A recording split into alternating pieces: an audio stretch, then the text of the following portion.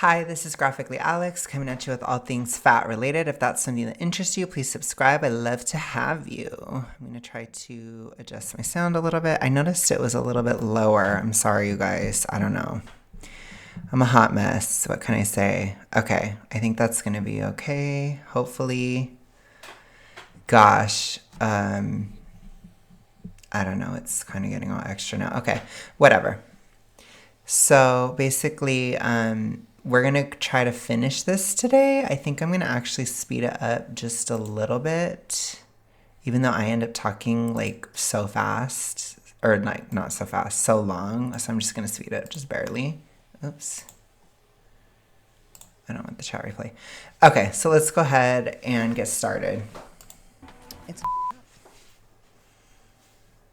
I think sometimes I would be like, but why do you like me now? Just because I look better? Right. Because I'm still the same me. Yeah. And if you would have cared to talk, So we're really getting into the mid-sized princess conversation here, where we're going to get into all this kind of bitterness that comes after the weight loss. This is something I talk about a lot. I've been talking about it. I've been feeling it rise within, and I don't want to be like this. So the reason why I don't want to be like this is because I don't think it's productive. I don't think that it actually makes your life any better to be like that.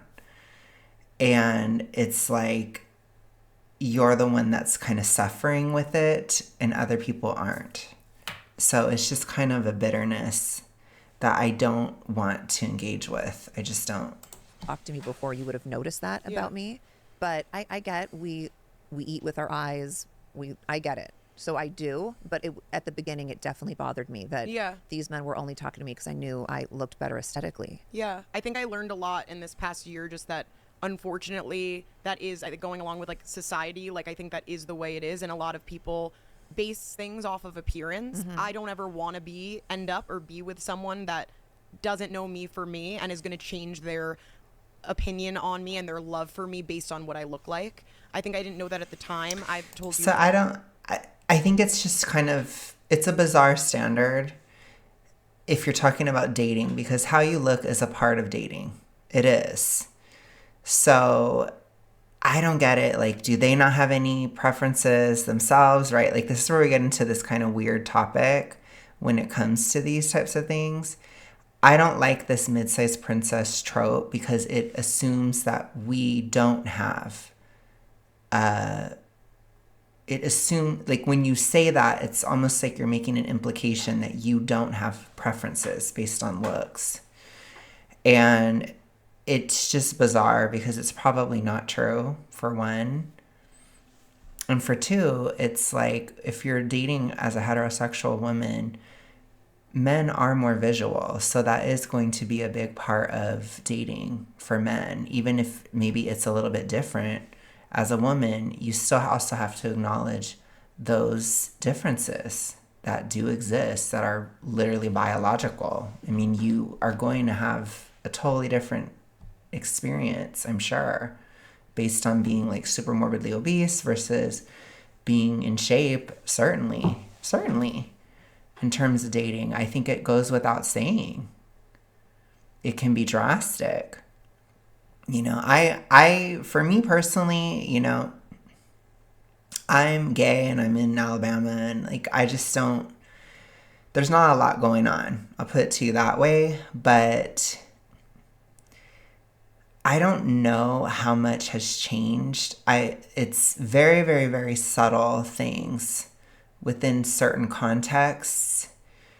Because I don't talk to a lot of people in general. I just don't. But like I said, going into the mids and even small fat, like when I was small fat, I felt like there was a little bit of equality of certain guys treating me more seriously, taking me a bit more seriously. Not super serious, but just a little bit more serious.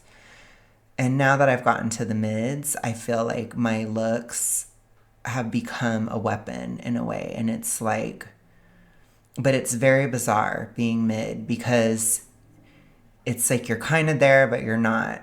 And so, and it's like, I feel like it's really a catch-22 because for me personally, I feel like I can sometimes trigger an insecurity in guys, but I don't really have an actual standing. It's like you don't actually have that social standing to be like, yeah, I am the shit. So it's like somebody can feel that way. And again, I got off the apps a while ago because I just couldn't deal. It's too gray for me. It's too bizarre. Because it was a lot of that type of stuff, or it was a lot of like, it's like guys coming at me with demands of what they want from me, which was different, it's not necessarily bad. It's just different. I think when I was bigger, it was just totally different. Like guys typically were coming at me, offering me things or like what they could offer me. So it's interesting. It's interesting for sure how it has changed, especially because I haven't gotten to like super in shape. So I don't have like these super drastic differences other than like, the quality of guys is a little bit better, right? But it's still not like I said, it's still weird. There's a lot of these bizarre power dynamics that didn't exist. And that could be more of a gay thing for sure, but it might not be. I could definitely see a lot of women feeling like, especially if they're pretty, feeling like in the mids their looks are becoming a weapon, or it can make a guy feel insecure, or these kinds of things. And like I said, it's the insecurity mixed with the lack of actual standing that makes it challenging. It's too ambivalent. That's one thing about the mids that I hate, is the absolute ambivalence of it. And it is enraging because other people see you as blah or hot, and you see yourself the same way. And then there's just so much projection. Like I've had drastically more projection onto me in the mids, just all over the place. And in dating, it's like, whoa, like I said, it was happening a lot in February, and I was like, ooh, no, I can't deal with this. And even over January, it was starting and stuff. So there's been huge projection. It's like, it's crazy. So that part is crazy too. So it's confusing. So, I mean, like I said, I'm not in the point where I'm super in shape, so I don't have all that stuff going on, but it still has changed. Even if the changes are more subtle, they have occurred. So it's interesting.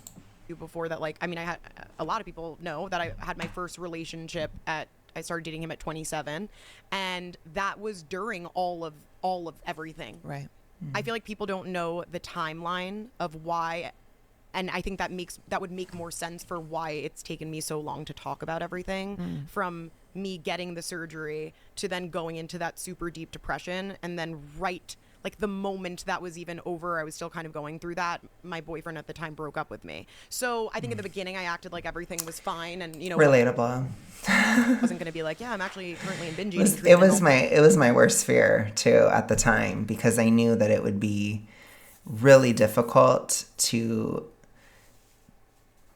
find somebody probably while I was losing weight, because in the gay world, but probably to a certain extent just when you're trying to attract men in general, men are they're visual. And so oftentimes in the gay world, men are very like, they're not as realistic. I don't know how else to say it. So it's kind of like a lot of gay men, they're very like obsessed with a certain body type, for example, like a categorization. And so a lot of these categories of size and stuff, they've been so drastically stark dating wise. And a guy will typically want you because you look the way you do, and not because you're changing.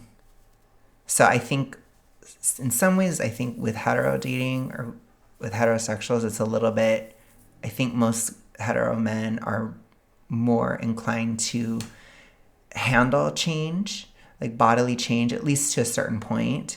But within the gay world, it's really, really stark. It's very rare. Like typically if I were to, like when I, especially like in 2023, for example, let's use that as an example. Because again, sometimes I feel like people think I never tried to date or whatever post breakup, but I did very hard. But it was very difficult with losing weight for this reason. So it's like I talk to somebody and tell them that I was losing weight, and it would kind of die basically after that. It's like, and it's because I think a lot of guys, they're just like, well, I don't know what you're going to look like then. And they don't say these things, but that's kind of how they are. So it would always take anything from a permanent placement or like a relationship conversation immediately to temporary. And I'm not really that way. So it just kind of blocked me out from having any options, really, because that's how it's seen in the gay world. It's like, well, you need to get to where you're going and then we'll talk, or you need to get to where you're going and then we'll see what you look like, and then you'll see what you attract. So it's very strict kind of in the gay world. But I think this can probably exist a little bit within the hetero world too, at least if you're trying to attract men. But it's probably not as stark, but I still think it can be a huge issue to try to date while you're losing weight. It's difficult. It's not that I would say don't. I'm just saying it does make it more difficult for sure. I think it's more difficult to date while you're losing weight than it is to date while you're fat. So just take that into perspective. And yeah, I'm just saying, that's my honest take on it. All this stuff, and then as time went on, and I also was still struggling and I was gaining weight, I probably gained about 40 pounds in that relationship, which was my first relationship. It was a little under 2 years. And I don't want to... I call it love weight, because you get comfortable with someone, you like to lay in bed and binge a little. We ate a lot, right. Like it was like, I agree. Yeah, I do. And I noticed that after, I'm like, I feel like a lot of that's happened to a lot of people. Yeah. But I think that, like, thinking back on it, it's interesting. Like, yes, now it's been like a year since we broke up, and I'm not trying to like talk about a breakup or the actual situation, but I never spoke. What I realized in the past few months, I started getting like, I'm not sad anymore. I've moved on. I'm angry. I have a lot of anger in me that I would love to eventually get rid of. And I think that's because I feel very bad for that girl that was going through all of this. And I really, really thought that I was like loved.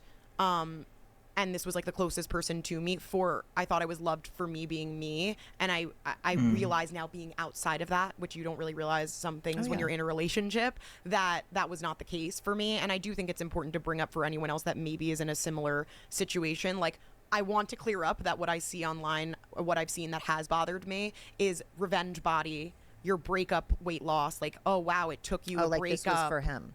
That's all I see. Oh. And I'm like, that's annoying. Absolutely not, right. Though. If it... No. I mean, I like the trope a little bit. I'm going to be honest. I do. I like it in the mids for sure. But before that, I wasn't a huge fan of it, because like I said, it's too much. It's too stressful. And for me, it really was not that way. It was something that he was very aware of, that I wanted to lose. I just think that he lost faith that I ever would. I was in the disorder, and so I was constantly gaining and losing and all this stuff, and it was kind of crazy. And some of those swings were really drastic, so it was probably really weird for him, honestly. And I think, unfortunately, in my opinion, he kind of got, I don't know for a fact, because we didn't talk at all. It was like a very brutal type of thing where it was done and I was blocked and I never spoke to him again. So it was kind of like he died. It was kind of horrifying when it happened, obviously. And I realize now that, like, that kind of traumatized me more than the breakup. But I also think, it was going to be what it was, basically, because it kind of needed to be that way. So it's complicated, I guess. Like, I don't know what I was expecting, basically, but that's still that complete, like, complete cutoff, like no real conversation, it was just done moment, that was really difficult for me to deal with. And I feel like he might have been becoming more fat acceptance-y. And I obviously was in direct opposition to that. And I wonder if he just felt a sense of exasperation with my weight loss attempts and with all these things. So I feel like when he dumped me, he probably felt like I was just going into another spiral or another moment, which he was very wrong. And I had told him and all that stuff, but you know how guys are, they don't listen, right? Sorry, I know that's kind of stereotypical, but I tend to be more of the girl in the relationship. I'm sure you're not shocked. And so he wouldn't listen, but I was telling him that I was getting out of it and like all this stuff, even up to the years going up to 2023. But I think he really just, you know, maybe he had compassion fatigue or whatever. He just didn't believe it.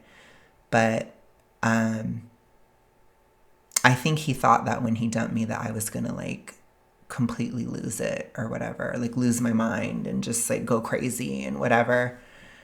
And I didn't. I was totally respectful, and I just continued on. And that was the first time I'd ever done that. But like I said, I've said it in a lot of other videos, I had to just go forward because I was depending on seasonal factors, and it happened to be April. You know, it's been almost 2 years. So I was really looking at weight loss from a logical place, and I wasn't really worried about him.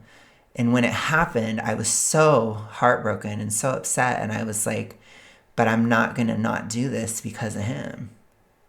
I'm not going to, you know, relapse or have a moment. I'm not doing it.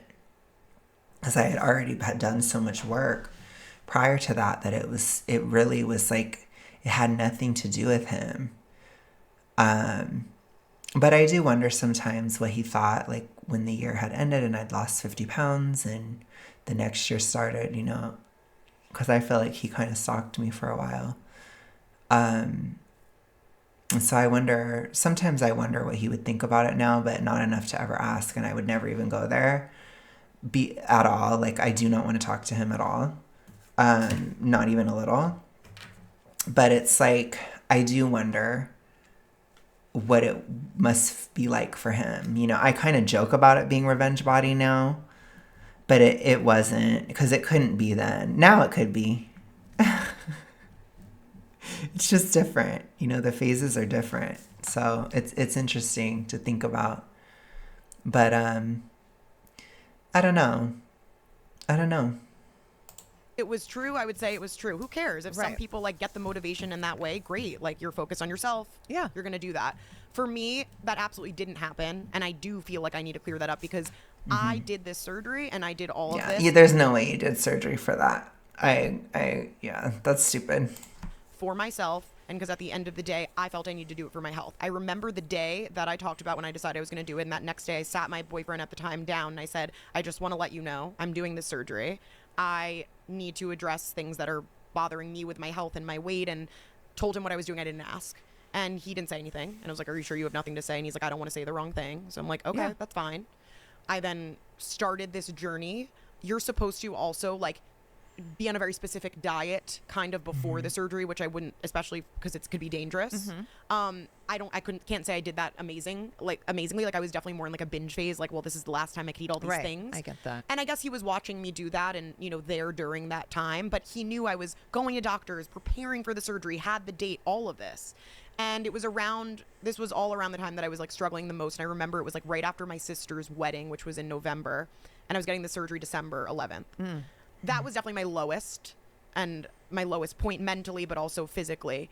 And I'm not dumb. And I knew that there was a little bit of like, I mean, we weren't having sex, I think the amount that I would think that people in a relationship do. Again, this was my first relationship. So that Right. definitely changed a little over time.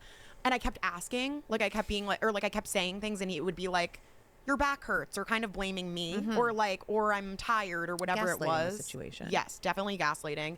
Until finally after the wedding, I was like, what am I doing? Like, I'm not stupid, and I feel something's off, so I'm gonna say it again. And I was like, I remember we were at my apartment, and I was like, what? Something's off. I feel like you don't want to touch me. I feel like something's off. And he's like, no, you're crazy. Like, no. And I'm like, I just don't think that's true. Intuition. Out of nowhere, he was like, I'm full of shit. You're right. I have not been sexually attracted to you for a while since you gained the weight. And I literally, like, in that That's so moment mean. was just like, oh my God, like, he's literally everyone else online, my parents, all Right. as much as I love my parents, Yeah, like yeah. all of these Oh, wow. people that I felt a certain way about me because of my body, but I was like, this person doesn't. Like, And he knew that you're about to do and this he surgery. knew. Right. Like, that's what makes me angry. Like, you knew what I was going through. You knew I was actively, I get it. Like, I think that goes back to parents and stuff too. Like, when they see someone maybe hurting, or they think someone's hurting or struggling, like, you're going to say something and maybe you say the wrong thing. If you're not, if you know, I've had issues Wow. with my parents because of that, and they said the wrong thing, and I said, this is my life and I need to deal with it on my own. He chose to not say anything when I gave him the opportunity to, for a good month or so, and then just like threw on me like, yeah, like, I do feel this way because of what you look like. Like, you told me the opposite, though. You told me you didn't. And I just felt in that moment, I was like betrayed. I'm like, you're like everyone else on the internet. Get the out of my apartment. Like, I was literally like, never talk to me again. Like, I was like screaming. I was literally like, I just, Well, it's one of the worst things ever to hear. I'll just tell you that much. It's, ooh, no. Yeah. I don't know if I could handle that. I'll put it to you that way. That was not the reason why. I would not be shocked if my ex is still attracted to me. It had nothing to do with that. But, ooh, no, sweetie. We do not. Sorry. I'm a Scorpio rising, and that is just like the ultimate death of a relationship. Like, I'm telling you, I would never put up with that. So if a guy told me that, I'd be like, okay, well, you never have to see me again, period. It's just horrible. So yeah, I get her. I get it. couldn't believe that what I thought maybe would be true. No, there's no way, like, was true. Right. That was in November. We broke up for like a week, but he was like, changing the narrative a little bit. Like, I want to be with you until I'm 90 so we could play pickleball. We don't play pickleball. So we could play pickleball and have a healthy, happy life together. So then I started changing that narrative a little to the close friends I told too, and being like, well, maybe it's not about money, maybe We it's all do about that. health. Yeah. I'm sorry. No. Like I said, maybe it was for the best that when it was done, we just never spoke again, because I would have not have wanted to deal with these types of conversations and stuff. That could have been worse. So I guess I have to respect my ex in that sense, that he kept it clean. We were very no contact. It was done. It was clear that it was done for the most part. I hoped that it wouldn't be, like, especially when I felt like he was watching and stuff. Like, I did go through phases like that. But I didn't. It never went there. And then I got over it, basically. And I was like, okay. But yeah, I think it's tricky to go through a breakup, like, while you're trying to lose weight, because I think there's a lot of hormonal factors going into weight loss that already make you feel insecure. Like, I've talked a lot about it on the channel. I've talked about how there's a lot of serotonin fluctuation in weight loss. And with that comes like self-esteem and status consciousness and these types of things. And it's a different feeling than like the testosterone in the mids. It's more like, I'm scared. Nobody likes me. I don't like me. It's like these types of feelings, and very depressive and panicky and ragey and like just all over the place. It's really hard. So I feel like you're already kind of prone to do that, or to feel these kinds of ways, especially with such an intense weight loss, and you're going through a breakup at the same time. So it's like you have something to attach all of those hormones to. And it was really hard. And I do think it did prevent me. I think the weight loss actually, it prevented me from moving on faster than I probably wanted to, because it kind of kept my brain locked in that, because I was so insecure. And in general, I think literally because of the weight loss, because of my serotonin issues I was having at the time, especially so bad in 2023. And I talked about it a lot on my health playlist. I did at the time. But it's like I felt so much shame in general. And so to have the breakup, to feel that shame about, and to think of like I wasn't good enough for him, I wasn't this, I wasn't that, like all the different aspects. Like I did a very deep dive on it, and like a huge autopsy, and I examined everything that I did in a relationship, and like all the mistakes I would never do again, and all these different things. Like I really took it seriously when it happened. 'Cause again, like I'm not one of those girly pops that's like, I don't just blame my ex for everything. I really don't. You know, obviously there was a lot of problems there, like don't get me wrong. But in reality, like I knew that I had a lot of problems too. And when I think about it today, I'm like, oh yeah, I can see why he didn't commit. Basically, I know that's terrible to say, but it's just true. I can see why. I can totally see it. So it's like, at the time though, like I was kind of figuring all that out, and like, what did I do wrong, and what did this and what did that? Because I couldn't, it's like you can't control what the other person is going to do, or that it's done. So it's like all you do really is reflect and move forward. And so I used all that insecurity from the hormones and stuff to kind of dissect all these things. And that's what I always suggest to you guys, that like if you have crazy hormonal phases throughout weight loss, like use it. Try to use it and correlate it with things in your life, because you already have that energy. So when I was super self-critical in 2023, I used it to go through how I was treating people and how I treated my ex with a fine-tooth comb. And by the time I got to the next spring, or you know, like a year later, I was really treating people differently, and a lot better, and had a lot more empathy and this type of stuff. And I really worked on a lot of the lack of balance I had in relationships, being super morbidly obese and within this disorder and all these different things. And things were a lot more even at that point, rather than I always needed help, or I always needed this or that, or, you know, that kind of thing. So like, because I feel like I depended on my ex a lot. And I don't think there's anything wrong with that, but I think it's there's something wrong with it when you are depending on somebody so much that you take away from their peace, because you're like really freaking out all the time. You know what I mean? So I understand that these things are a balance, but I think a lot of times people, they don't understand how unwell you can be within the disorder.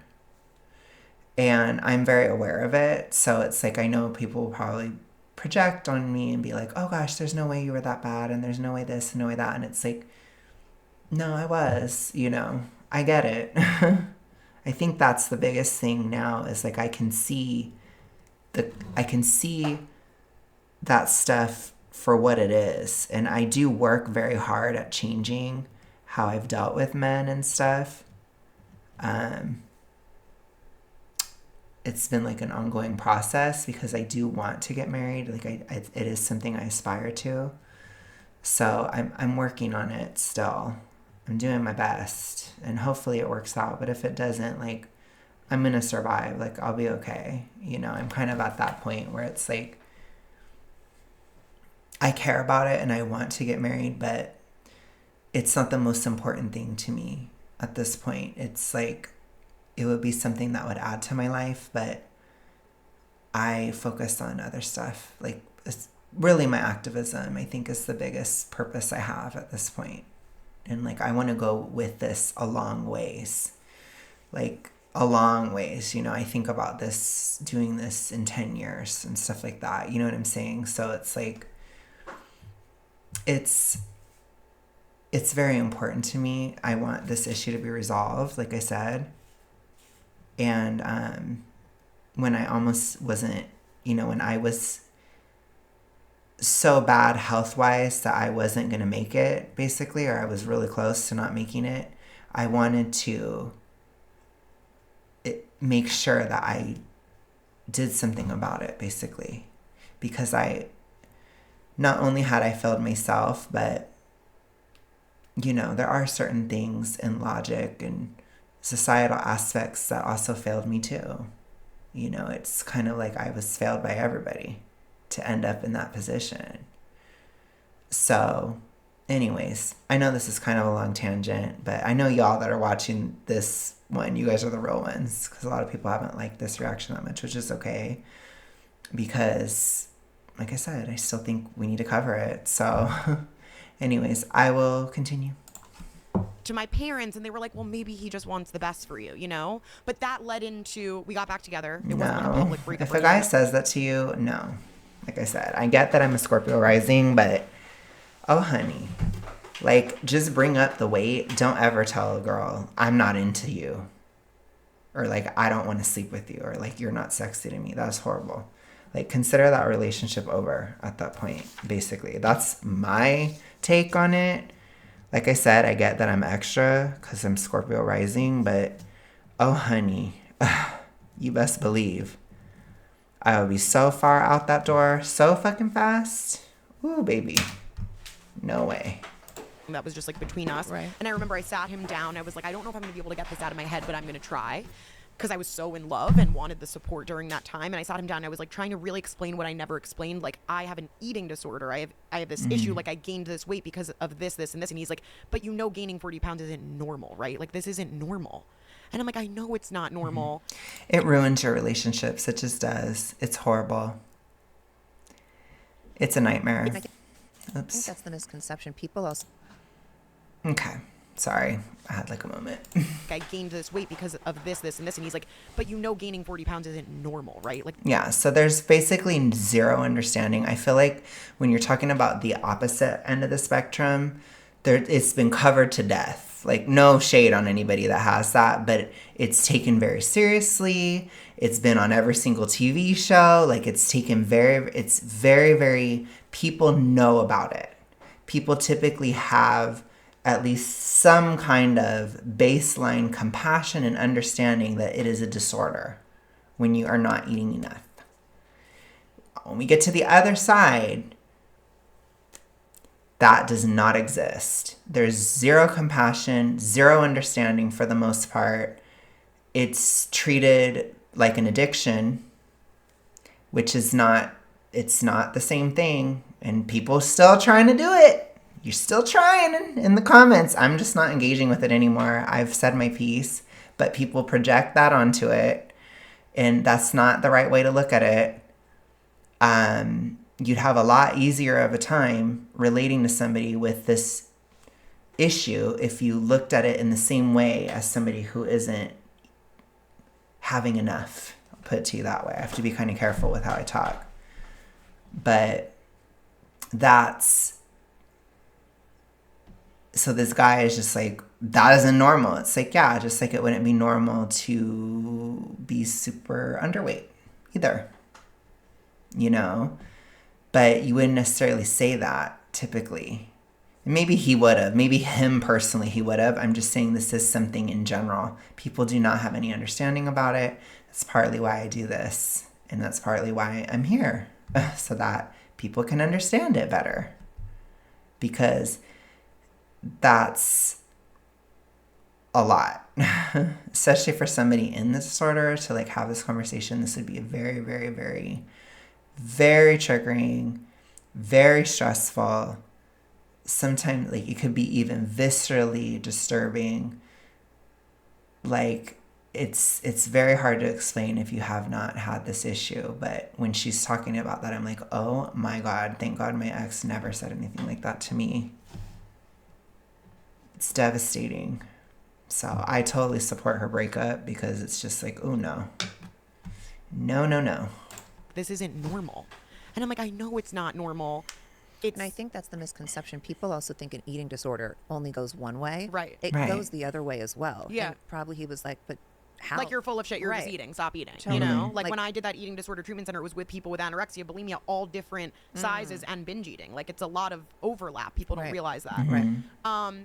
And you know, we got back together. I tried to pretend it was fine, and it actually was. It was me being the one a little like more cautious, and him being so in the relationship.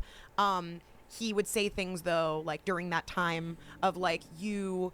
I can't wait for you to lose the weight so we could actually, like, I could throw you around in bed. We could actually have fun. You know, things that I just am like, looking back, you know, like No. you've been telling me, like, and this was before the knowing about the surgery, like, don't eat the rice on that or this or this. And I'm just like, now being out of it You see and thinking clearer. of all that. You have to be so careful about it.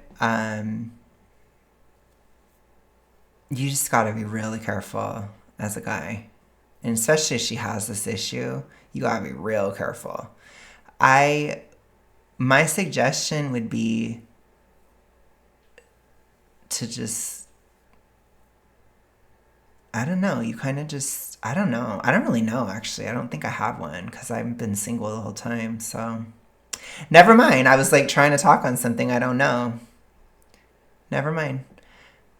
I guess I don't have any suggestions. That I'm like, I feel like I really let myself down and also let like other people, and maybe that's part of the reason I shut down online too. Like, I was just like, I completely let myself down too, and other people of like, I'm supposed to be this like girl that's like taking no and being like, never let yourself, you know, like I let this like man make me I can't ever blame someone for how I feel about myself, but I Right. really lost all of my confidence in Yeah. that situation. I think somebody No, else did not great things to you, and it affected. If you say you are not attracted to your girlfriend, consider it over.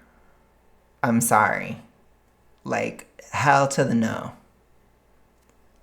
It's done. Don't talk to me. Bye. Bye.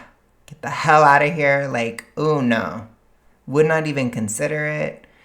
Would not even think about it. Like I said, that was never something I was worried about.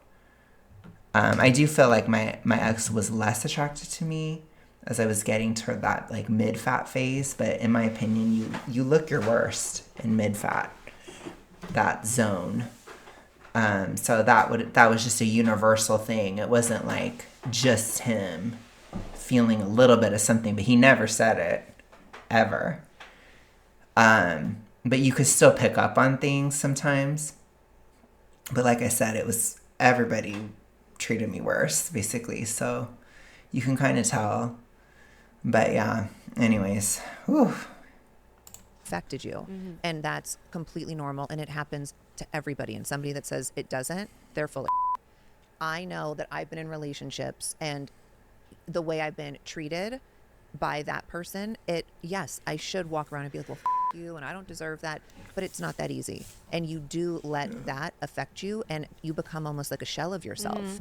And I think that sometimes, well, I know sometimes you have to be like knocked the out, Right. basically, for you to wake up, and something really bad, because for me at least, I agree. I had a lot of red flags, and I was colorblind, and I didn't see any of them, and things would happen, and I would be like, you just sort of either ignore them, you go through life, you make an excuse like you said, and then something really bad has to happen, at least for me, that I had to wake up and be like, oh, okay, that wasn't what it really was. It was something I was trying to create in this fantasy that I wanted to live, Yeah. because that's what I wanted, but I don't want it at this cost. I could totally relate to that, to what she just said. But for me, it had nothing to do with weight. So, yeah, it had nothing to do with it. So it's irrelevant. So, I ain't going to tell you guys about it. And I think that's what you were doing. And anyone that says they haven't done that in their life, they're lying. And especially that that's your first relationship. it's so much harder to learn something the first time. I've had not hundreds, but I've had tons of relationships and still I'm learning with every one. And more so because we do change and we evolve and we learn new boundaries that we want to set. And sometimes we feel guilty for setting them and we can't feel that way. Yeah. And I think what happened to you in that experience is really horrible. But I think so much greatness is going to come out of you from that experience. Yeah. And that's why the anger you have now, there's different stages of grieving. And that's what you're doing. And you went through whatever stages first, the sad, and sometimes you even have like these fond memories. Like that's a stage. You're like, I miss you, like yearn. Totally. For me, it was like all over the place. But I was so angry. Oh gosh, like I got dumped in April and I was like shocked. It was like shock. And then I think I went straight from shock to like I obviously cried over it and stuff, but then I like got super pissed. I was so mad at him. But oh gosh, hell hath no fury. Like I did when it's like all my plans were ruined. Basically, it's like everything oh honey. I'm gonna be all gay today. My MBTI is INFJ, so hell hath no fury, like a INFJ's plan or like an INFJ that planned on something that plan is now gone. That's all I can say. I was so angry initially, and then I was very like over the summer. I was very, very tearful over it and stuff. So the sadness kind of came later for me. And then when I finally was getting over it, then I got mad again. So I think anger is a part of a breakup. It's what helps you move on. So I think when people are like, when they insist on not being angry, they often don't ever get over it.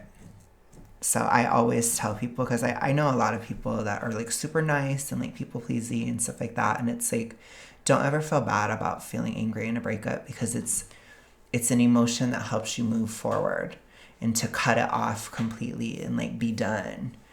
And so the anger, it's like it began with anger and then it ended with anger. I went from anger to sadness and grief back to anger, and then I was done.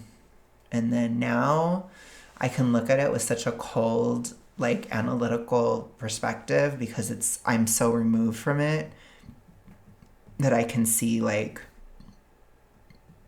he did. I can see what I did, right? I can see it with such clarity. I can see what it was, why it didn't work, all that stuff. I can see it. And a lot of this work with the activism, it has helped me, because it helped me understand how that whole relationship was built around my disorder. And so it's almost like a disorder relationship. And I think it's because when you're in it and you're in it so deep, you build everything around it. So it's like I chose somebody that specifically would trigger me to be INGE. So I chose somebody that I was not compatible with, that it would be like a tortured connection, basically, to such an extent. It's like you pick somebody that doesn't really like you for you, or that wants to change you. And then when you pick somebody like that, you always have an endless conflict, because if he only likes you for how you look and he doesn't like you for who you are, then you're always going to have something to fight about, right? And if you fight, then you can always be upset. And if you're upset, then you can always be ING, you see? And I had a massive relapse when I started with him.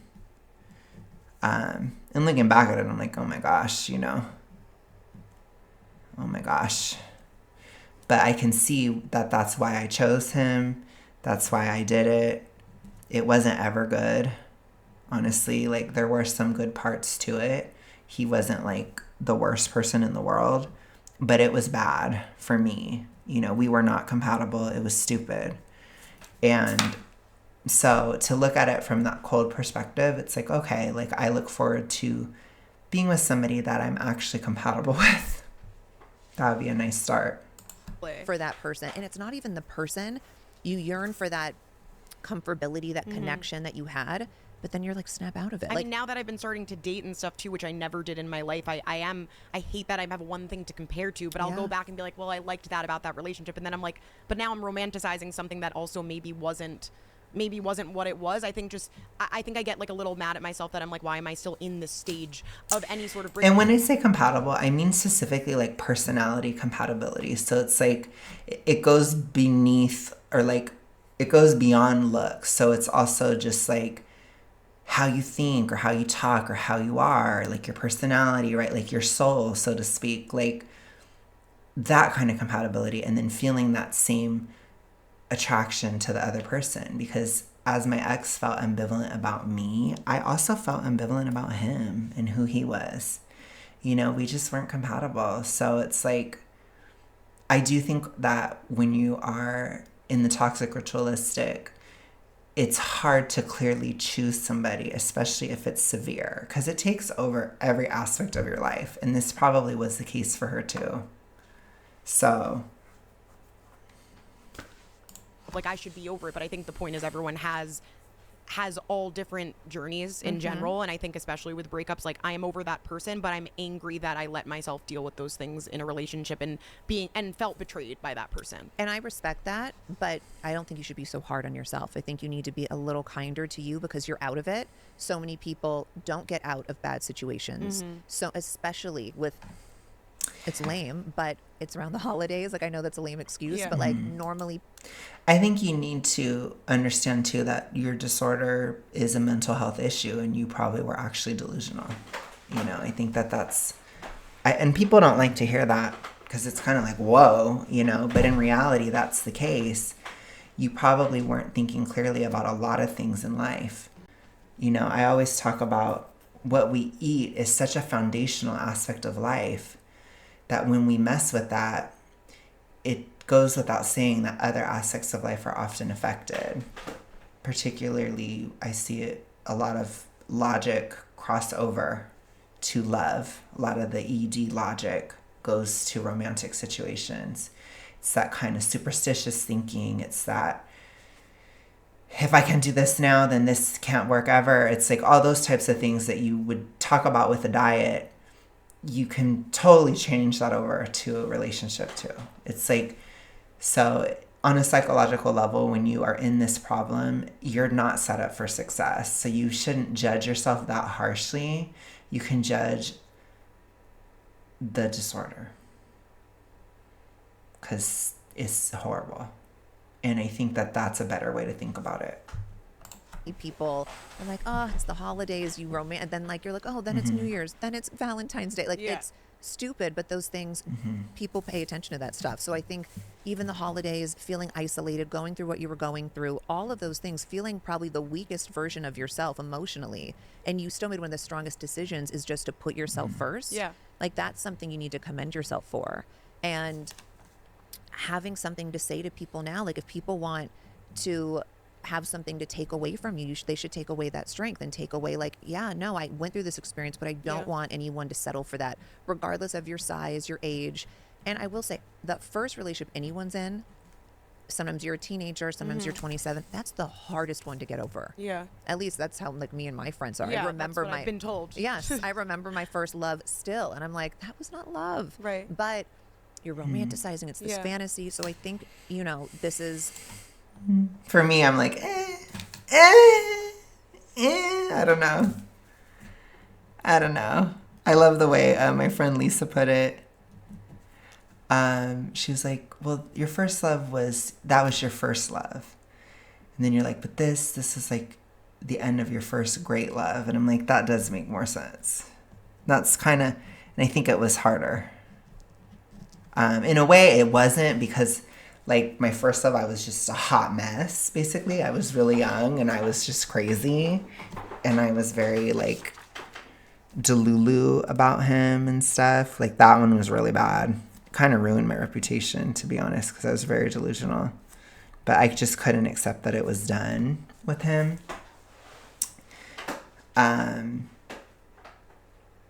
But so I was kind of crazy. Like, I really crashed out with the first love thing. But my first great love or whatever, that wasn't even that great. But no. No, it's just the foundations were rotten. That's all. You know, there were good parts of it. There was a lot that I learned through it. I don't hate him as a person.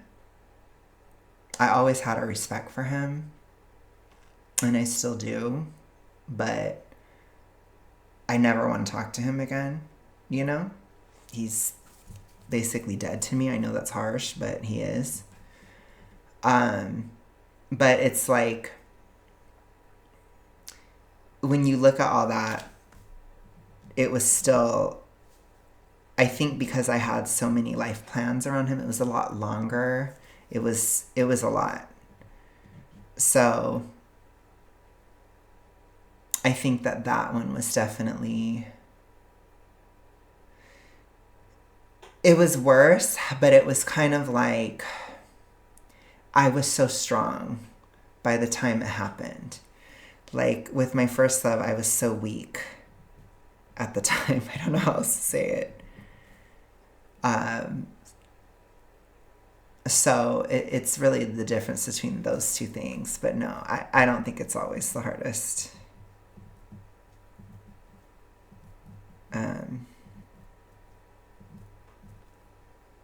So anyways, just saying. You're still in that grieving stage, and it can take years. Yeah. And I think no matter what, my ex-husband, we haven't been married in over 10 years, and I'll still remember things from that marriage that I'm like, I want that again in a different person. But I think it's also okay to. Well, I can't even imagine like being divorced and all that. That's like a whole other level for sure. But yeah, yep. Cherry pick things from different relationships and be like, Yeah, I want I that. want Even that, I don't want friendships. Be like, I love how I'm friends with this person, or I like how that person talks to me or treats me. I think all those things are totally okay to do, and you should, as long as you can say it without the anger or the sadness, I think that's the step you have to get over, just saying it like matter-of-factly, but not in any hurry. You go through that when you go through it. In terms of relationships with you, since you've been in the public eye for so long, like, do you feel in that same way with, like, I asked about your body, like, do you feel that with relationships, like when that ended with Lamar, like, that you owed people answers? Or like, I'm trying to navigate, like, what am I going to do next? I probably will.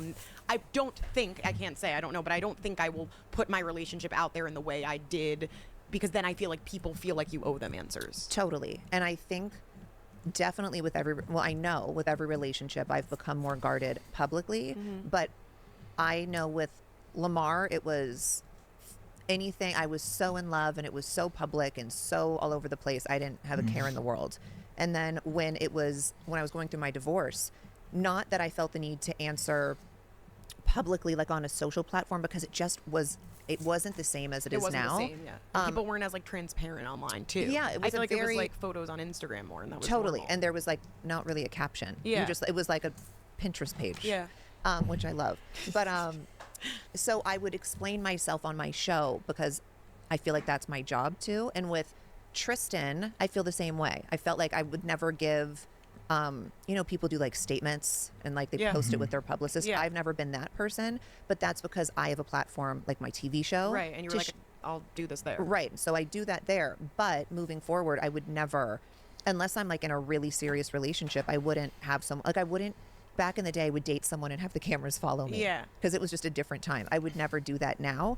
And I'm not even sure how much I would want them on the show per se. Not that I want to be secretive. I just think that we all deserve a little piece of privacy.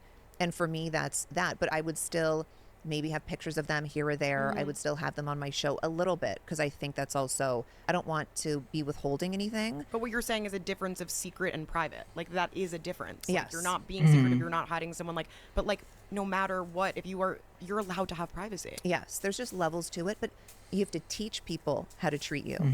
And people will learn once you teach them that. So whatever you allow, that's what they're going to have to accept. And you're going to have to get over the guilt of Am I letting them down? Am I not giving them enough? I mean, social media is definitely a gift and a curse, and you don't want to fall into that quicksand. I have another question for you, Tell just me. in terms of like relationship. Like, did you have like a very angry stage where then how do you let that anger go, not for that person, but for you?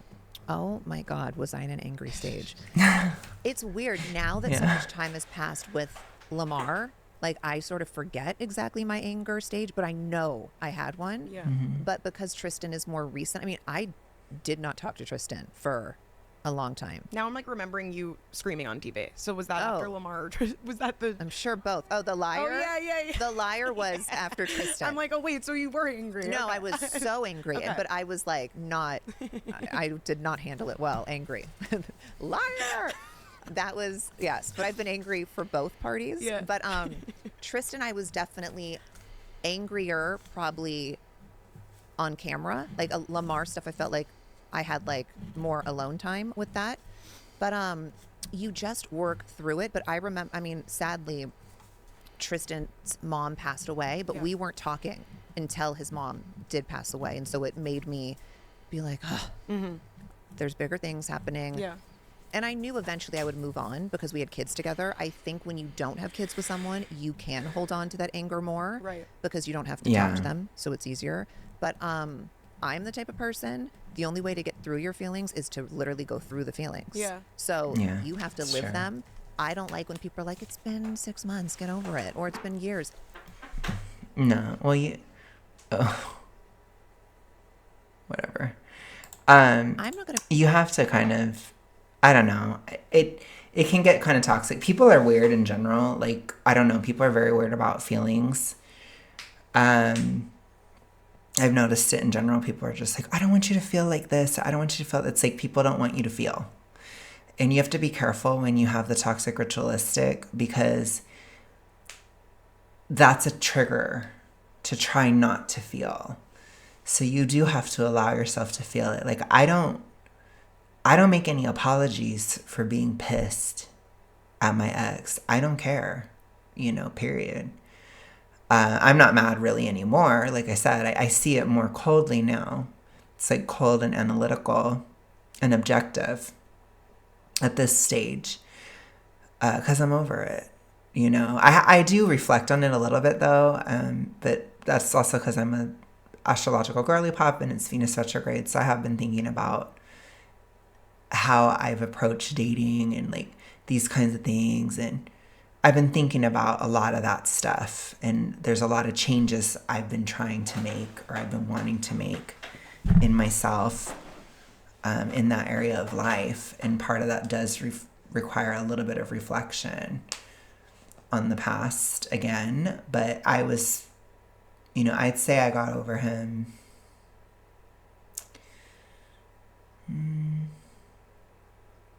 It's been a minute.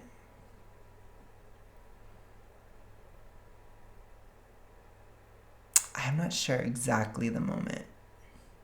Took me a while though. For sure.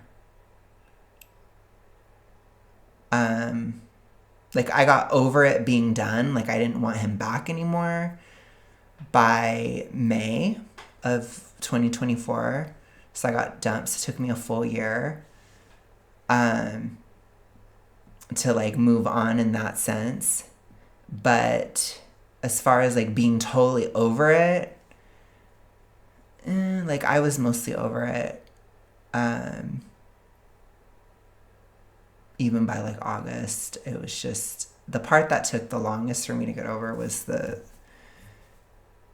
is so bad. I don't know if I should say this, but it was the sexual aspect. Because I realized after a while, I was like, I don't even really like him that much as a person. He was just hot to me. He was like very, very attractive to me. But at this point, even that's long dead now. But I was still kind of dealing with that aspect of it, like towards August of last year. But no, it's done. No, because that's like kind of a shallow thing, anyway. So that's not gonna like, I don't know. I'm sorry, you guys. I don't even know what this is. I'm just saying that was the hardest part. I think I based it too much on looks. I really think we both did. It was stupid. So don't do that. Okay? You got to look a little deeper than that, okay? You can make a huge mistake. So I'm trying to really keep, like, I still care about looks. I do. But I also care about everything else a lot more. And it's like, yes, you know, I do have a crush on somebody, and I do like the way he looks, but I also love his personality. You know what I'm saying? So it's like I make sure of that type of thing because it's really important. And I think for me, when I started that relationship, I didn't think about that. You know, I was stupid. So again, I can look at it objectively, you know. I thought you could base a whole thing around that, and you really can't. So anyways. To be over till I want to be over it. Yeah, and if you want to be angry, but I'm someone like I would write a lot. I like to write just for myself, not for anybody, and that's therapy for me. I will be a beast in the gym because I will box and I will do whatever and envision whomever I need to envision that I'm kicking their ass. Like those things are my therapy. Yeah. And everyone's different. You might need to go to like a real therapist and talk it out, but whatever the case may be. But I think all those feelings are fine. I'm not someone that needs to talk to that other person for closure. Yeah. Because I've learned that you're not going to get that. You're like, not you going to have get give it. that to yourself. It's probably going to anger you more. Yeah. Because people just say what, like to defend, like protect themselves, or they like to manipulate. They the story. lie. And so My ex horribly lied, like drastically lied in his explanation text. And I even called him out for it at the time. So they lie. They make up a story about you anyways. So there's no point in looking at it, you know. And I can say I never lied about my ex, so I didn't. I did say things that were negative, obviously. Like I don't need to get into it here, but anyways, I'm not going to say anything about him. Sorry, I was almost going to do something toxic, but I'm like, no. Okay. Like, we need to have a face-to-face. I'm like, no. Because that will rile me up. But yeah, I think all of that's really normal. But I will say, and my mom tells me there is like this cooling off period. And that can take years. It could take months. But I would say give it between 2 to 3 years. Yeah. I'm serious. That's normally when I'm like, okay. Great. No. I can look at you again. No, it sucks. But the first year, don't even think about not being angry. Yeah. And if you're not angry in the first year, maybe that relationship just didn't really matter to you that much. Right. Which is fine. Yeah. But I think it's really normal to It be is. a brutal beast for a few years. I was so angry.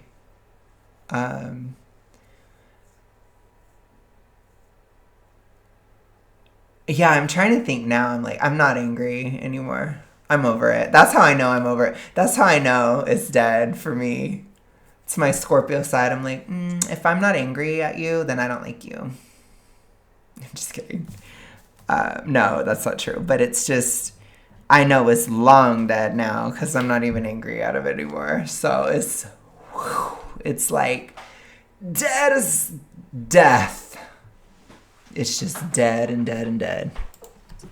Are you still very angry? No. I just think that that was part of me wanting to, the body stuff specifically. Like that's what I just feel like hurtful. I needed. It's hurtful. I started realizing it really delayed what I was taking, and way after the breakup, and I felt like it's been like living inside of me, and I needed to talk, like I need to say it out loud. And I do feel like all of this and why I wanted to talk about it will actually be just a relief on me. Like, I feel like it's kind of been, all of this has been like eating me alive inside a little bit. So for me, my dad died when I was 19. And for some reason, I could not talk about him, like for years after. And I remember I was filming either season 1 or season 2 of Keeping Up. And one of the producers sat me down and was like, you're going to talk about this in an interview. And I was so angry.